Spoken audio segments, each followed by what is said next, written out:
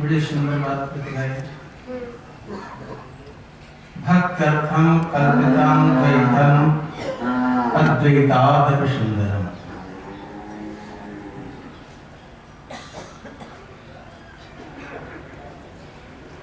द्वैतम मोहाय बोधात् प्राक्।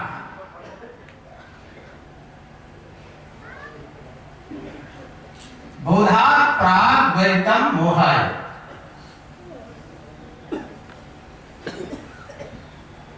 अब बोध के बाद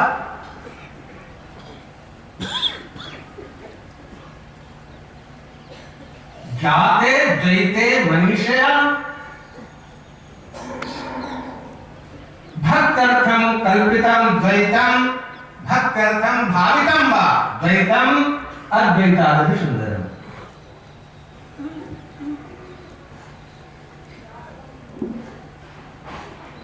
महर्षि में पूरा देखा जाता था।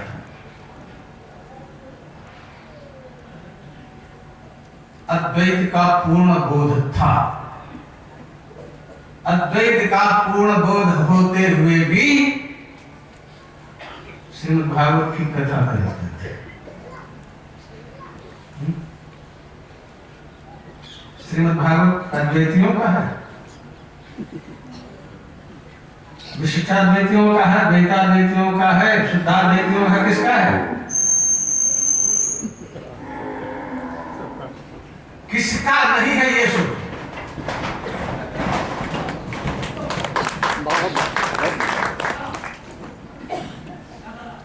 कहने को जन्माद्यस्य यतः से प्रारंभ होता है, वेदांत सूत्र है जन्माद्यस्य यतः, लेकिन जन्माद्यस्य यतः एक प्रकार से द्वैत का परिचय है।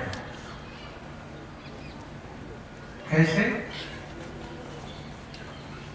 जब वायुमान भूतानि जयन्ते जेर जाता है जीवन, जिससे प्रकट ये जगत होता है, जगत बिना द्वैत के नहीं होगा। जिसमें स्थित होता है, स्थित होने वाला, और जिसमें स्थित होता है द्वैत हो गया।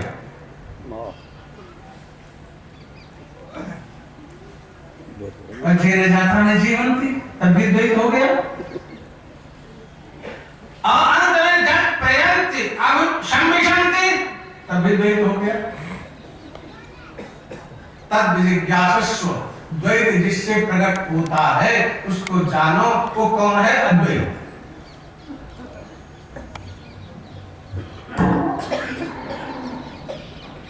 महर्षि के समय उनके आचार्य जी के बात याद आ रही, चर्चा हुई थी, मैंने कुछ ऐसे कहा होगा, रसो वैसा रसम हेवाम लब्धानंदे भवति। आचार्य श्री ने बड़ी सुंदर बात कही। ये बताओ भैया, रस हो जाना अच्छा है कि रस को पीना अच्छा है? बताओ जी। पीना अच्छा।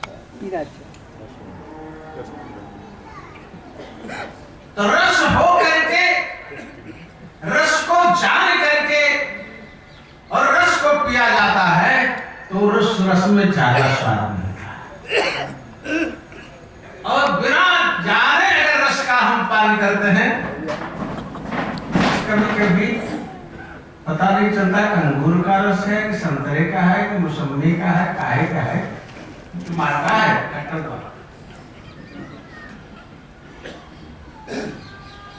रस का ज्ञान भी होना चाहिए, रस का स्वाद भी होना चाहिए। महर्षि भागवत की कथा करते थे, ज्यादा नहीं तो 3 मिनट। मैंने 3 महापुरुषों को भागवत का एक प्रकार से, उनमें भागवत की कथा में मेरी श्रद्धा है। पूज्यपाद स्वामी गर्भात्री जी महाराज, हमारे परम गुरुदेव शिष्य थे।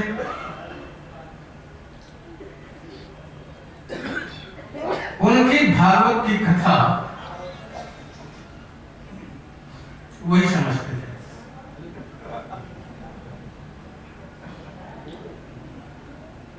मैंने काशी में संसार में पढ़ते समय चातुर्मास में महर्षि वहां थे, वो कथा करते थे 1 घंटा 4 से 5 श्रुत वर्धनम शब्द पर गोपी गीत के 17 दिन 1 घंटे मैंने नित्य नोट किया।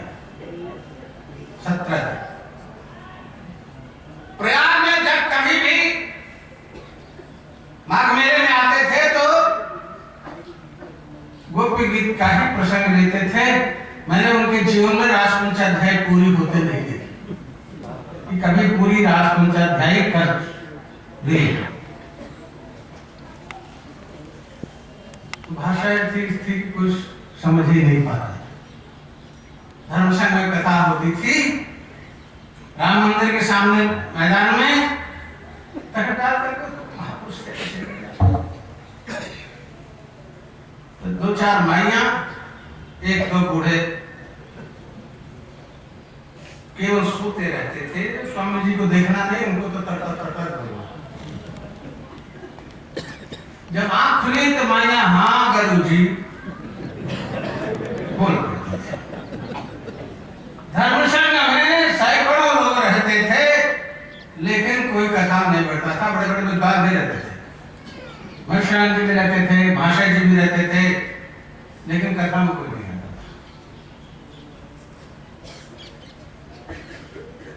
डोंगरे जी श्रीमद् भागवत की कथा करते थे, भावना पर बहुत ही भाव थे। महाराज जी कथा करते थे भागवत की, व्याख्यान नहीं देते थे। हम सब लोग कोई श्लोक लेते हैं, उस पर कुछ बोलते हैं तो व्याख्यान की शैली में बोलते हैं। और महर्षि बातचीत के शैली में, व्यवहार में जैसे विचार विमर्श किया जाता है, जो प्राचीन संतों की शैली थी उसमें बोला करते थे। काहो कैसे काहो एक घर भाषा बोलते थे।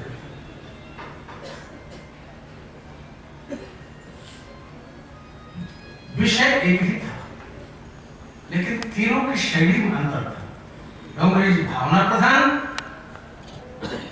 और स्वामी गर्भात्री जी महाराज विद्वत्ता प्रधान, और दोनों का समन्वय, भावना और विद्वत्ता का दोनों का समन्वय बातचीत की भाषा में महर्षि किया करते थे। मैंने सुना है कथा। संयोग हमारे गुरुदेव स्वामी शांतानंद सरस्वती महाराज का जन्म संवत 1970 का है।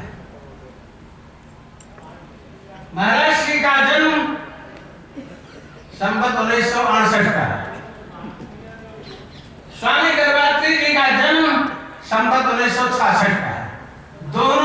तीनों एक दूसरे से 2-2 वर्ष के बड़े थे। नारायण महर्षि की शताब्दी मिल रही है।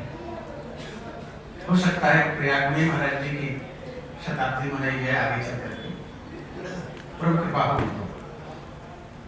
नारायण इस प्रकार से इन महापुरुषों की स्मृति करके मुझे ये भी खेद है स्वामी गर्भात्री जी की जन्म शताब्दी उनके स्वरूप के अनुसार नहीं मनाई। दिन मारते रहते हैं लोग, दिन मारते हैं। मैं महाराज जी का भक्त हूं लेकिन उनके स्वरूप के अनुसार उनका कुछ नहीं किया। मुझे गौरव हो रहा है देख करके, हमारे आश्रमवासियों को देख करके। महाराज श्री के प्रतिष्ठा जैसी तब थी वैसे ही आज भी सभी भक्त और हमारे आश्रम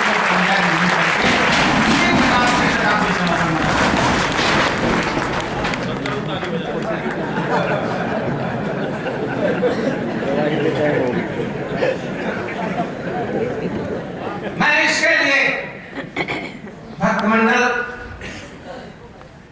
आश्रमी संतों, विशेषकर अपने आश्रम के अध्यक्ष स्वामी सच्चिदानंद महाराज, वैशाली जी महाराज, हमारे ये जो गोविंदानंद महाराज, प्रबोधानंद जी महाराज और जितने संत हैं, ईशानंद जी महाराज, श्रवणानंद जी महाराज और जिनका नाम मैं नहीं जानता हूँ, सब महाराज इतनी तत्परता से लगे हुए हैं कुंभ से ही इस समय तक। ये मैं प्रशंसा नहीं करता हूँ, मैं इनके प्रति मंगल कामना और आशीर्वाद करता हूँ। महर्षि का आदर्श अपने जीवन में इसी प्रकार से पालन सभी भक्तों को भी। अब आप कहेंगे पाठक जी रोक न दे, उससे पहले हम कहेंगे कि आप लोग एक हनुमान चालीसा का